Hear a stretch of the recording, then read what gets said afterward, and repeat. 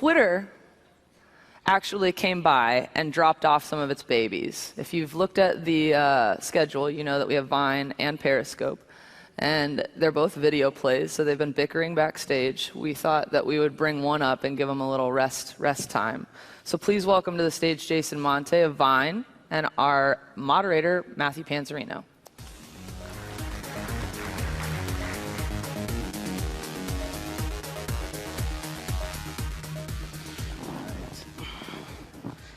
Back so soon. All right. Right. Settled in? Yeah, that's good. Right, good. So, Jason, talk to me a little bit about what you do at Vine. Sure. So I'm the head of UX, and what that means is I oversee product design team, marketing, and editorial. Okay. Yeah. And you started out as a Vine creator, correct? Yeah. Yeah, when Vine first came out, I hopped on at day one, and I was super excited about just this idea of everybody having the same tool to be able to create stuff, and the immediacy of the format was really exciting to me. This idea that like everybody was posting, and you could see immediately when somebody made something, because there was no like saving or anything like that back in the day. Yeah, and so I became like really sort of like obsessed with the idea of like wanting to use a tool that everybody had the same thing and it looked pretty raw, and find ways to make it look really kind of like sexy and cinematic and like interesting in that way. And that's kind of like how I started. And yeah, I started making a lot of what they call like Vine art, really, which is something that I'm still like really passionate about, and like love that community. So yeah, it's been a lot of fun. Mm-hmm. Yeah. And how did you end up hooking up with Vine and getting on there? Did you start like as an intern, or how did you get in there? No, yeah. So I kind of from being in like the art community on Vine, some of the people that worked there at the time, like we all pay attention to like what the creators are doing, and so they were kind of familiar with me. And I was in New York here and there for work. And I asked to sort of come by and meet some people, and that's kind of how it all started. Yeah. Oh, there's your answer. Yeah. Just go say, hey, can I come by? Yeah, something like that. Yeah. You know, it seems like Vine began kind of as a video social network where you shared what was happening immediately. You mentioned the immediacy of it as one of the things that initially drew you to it. Nowadays, it seems like because of the proliferation of creators, it seems like the nature of it has changed. Yeah. So how do you think about Vine in comparison to the market? Where does it sit? Who are its actual competitors? Sure. Yeah, I think that, you know, when Vine started, we didn't really fully know like what was going to become of it, because it was very unique in the sense that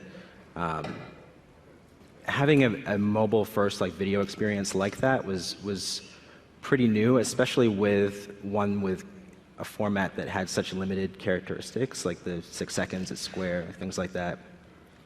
And you know, I think that we probably assumed that it was going to be more of like a social network when it, like you mentioned, you know, like when it first started. But it's definitely become more of like an entertainment platform than anything else. You know, like with our top creators, like, you know, having the reach of, you know, even like TV channels, basically. You know, it's definitely like grown into something very different, and we're really excited about that. So give us some context on scale. One of the biggest, most popular creators on Vine, what would their reach be in terms of, like, how would you actually measure that reach? Sure, yeah. Loops or views? Yeah, so Loops is something that we introduced, which is a counter that basically counts every time a video on Vine loops, like over and over and over again. And so what we really were trying to do there is make sure that we gave, or rather do justice to the content that was being put out into the world. So previously, all the metrics that we had were really based on in-app engagement numbers, so likes, comments, revines, things like that. But we were finding that so much of this content was going out into the world and being put on blogs and being shown like all over the place, and we really wanted to introduce Loops to, you know, capture that and show the real reach that these people are getting, and you know, show these creators that they're actually making a massive impact. So it's not because the loop is sort of a native part of Vine? Is it like an integral part of it? Yeah, so I mean, because of the characteristics of the format, so many creators take this into consideration when they're making the content for it. So it feels like a very natural way to count it, because there are some people that create content and viewers will look at it and maybe they'll watch it once or twice, and then there are some that like people are obsessed over and they watch it over and over and over and over again. And I think that that's really important for us to be able to make sure that we're showing people that this stuff is being seen a lot of times.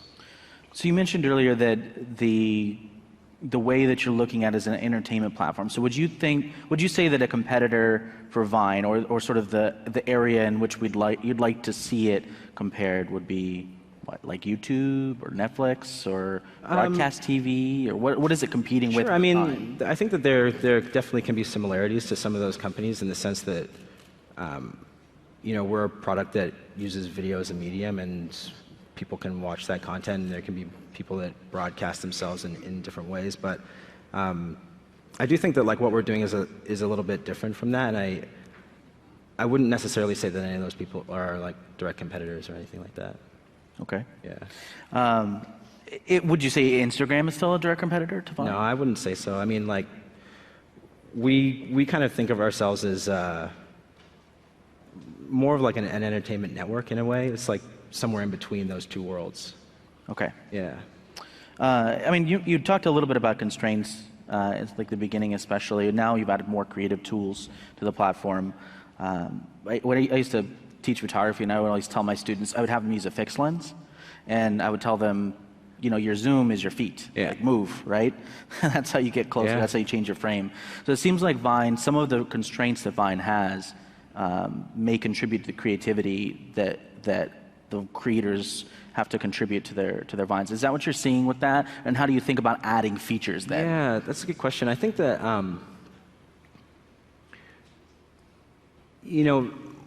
if we take a step back and look at photography, for example, there have been a lot of products and tools that have sort of helped people at large understand a lot of the basics of photography and get a lot better at photography, shooting photos.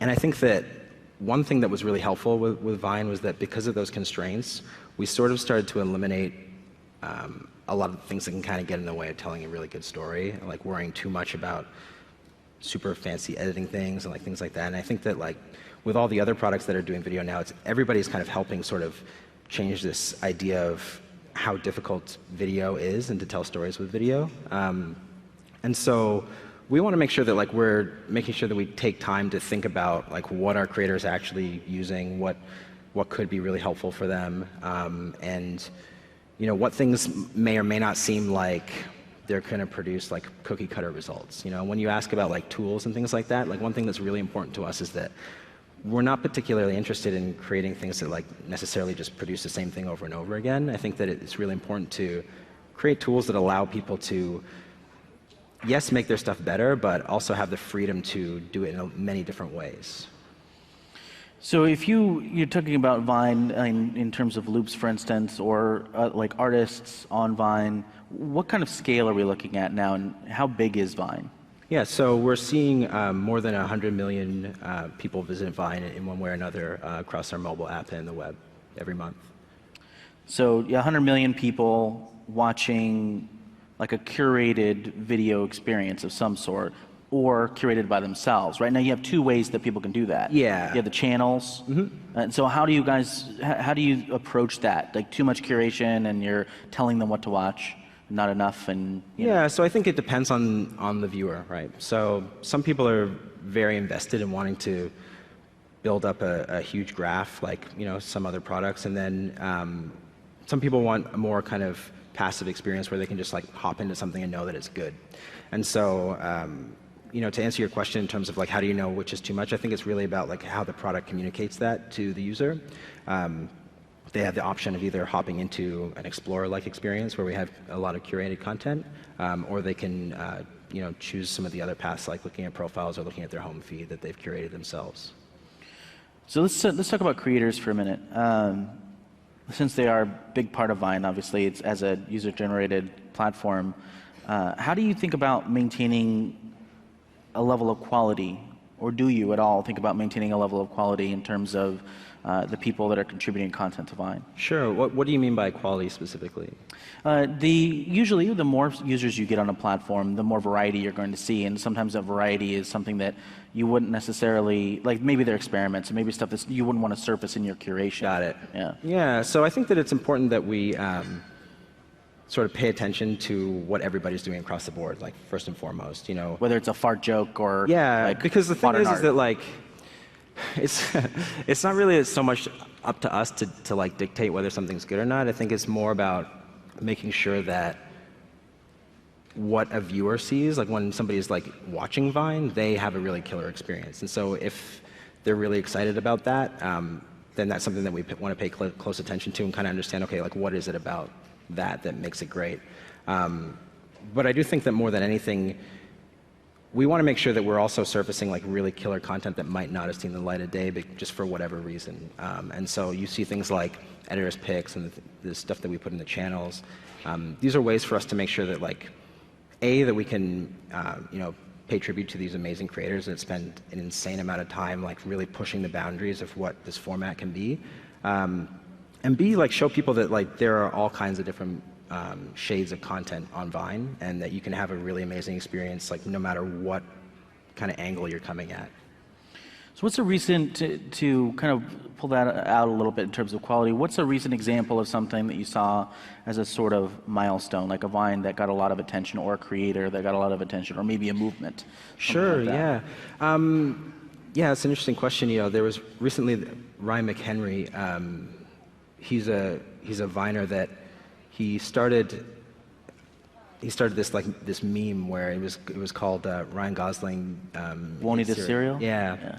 And so he would, for anyone that's not familiar, he would film TV screens like making it look like he was feeding Ryan Gosling cereal, and every single time Ryan Gosling would like hit it away in some way.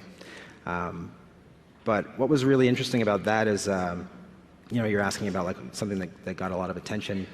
Ryan McHenry, he realized that he had cancer, and the Vine community really sort of like banded together and helped sort of get him through a lot of that, both with like monetary support as well as emotional support, and he got through like a really like tough time through Vine, and recently, a couple days ago, he actually just passed away. But it was pretty amazing to see that.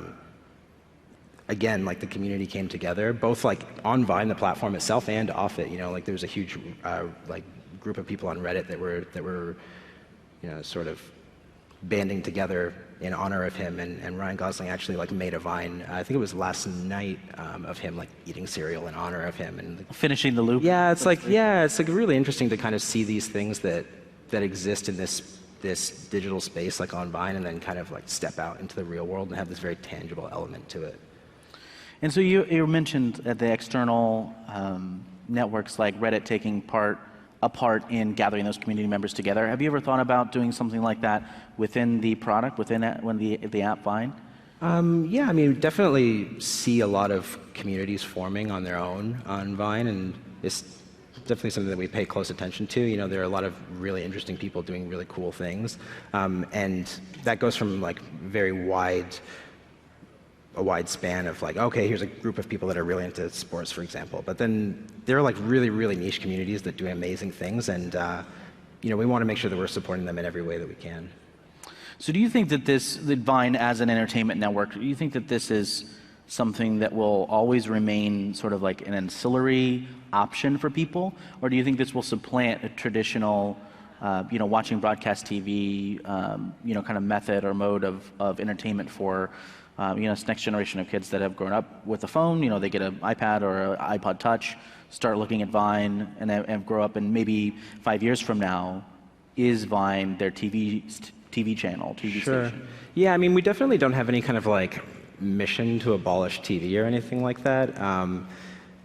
But we do sure, think because that would make it really No, I mean, like that would be pretty cool, but maybe not. I think that every medium has like a very particular kind of characteristic that brings out the best of whatever like content people are creating on it, and I think that this is just like a very different kind of experience. Like when when you're able to connect with people in like such an immediate way and have them respond and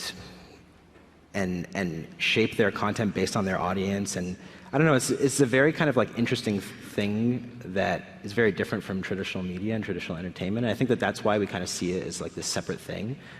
There definitely are elements that bring in, touch points from what you get from social, like some of the more kind of like real-time element of like, okay, yeah, this person posted this right now, and like we have hashtags and things like that. But I think that the most interesting thing is seeing how that content has a very particular message when it's seen in that form. So sometimes you see people that will take their Vine content and maybe, there's a really great one. There's an account called Tony B-Sides. It was like the first account to do like a feature-length film on Vine.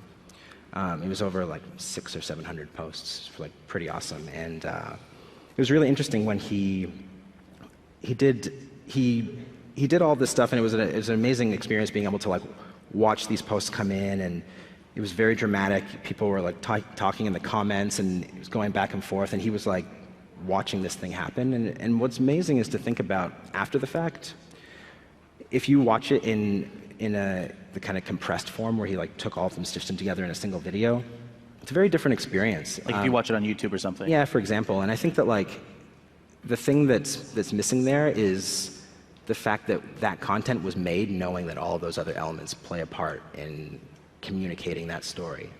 And so when you watch it and you can't see the captions, or you don't see it loop, or you can't dive in and like see that there's like a really big hint in the comments or something like that, you lose a lot from it.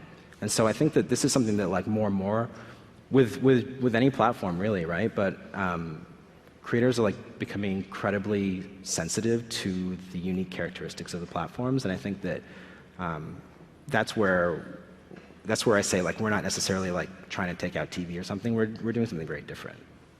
So when you talk about creators, are you interested in ways to sort of facilitate the transaction between a Vine star and a brand in order to help that star be sustainable in their creating? Sure, yeah. So I'm not sure if you're familiar with the niche acquisition, but sure, Twitter purchased niche. Yeah, so that's like one way that is definitely sort of helping that happen. I think like with Vine as the core company, the primary thing that we're focused on right now is just making sure that we make amazing product. We're only just 2 years old.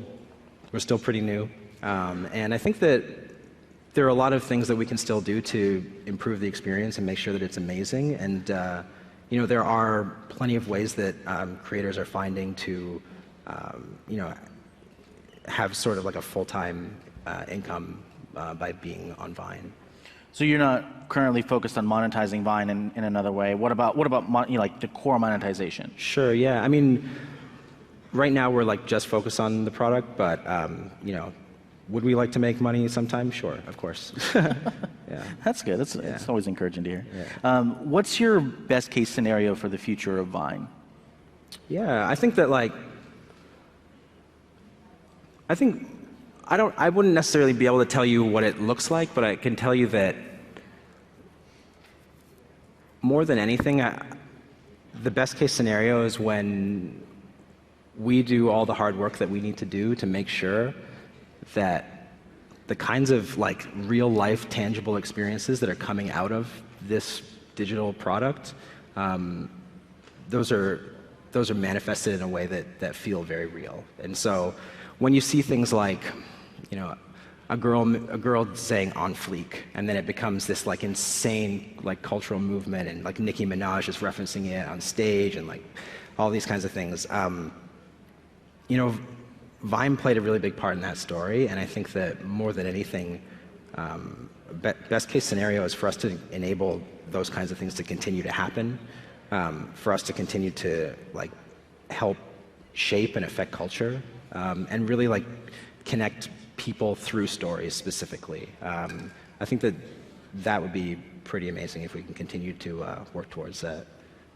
Excellent. Yeah. All right, well, thank you very much. All right, I appreciate you taking the time to talk. All right, thanks guys.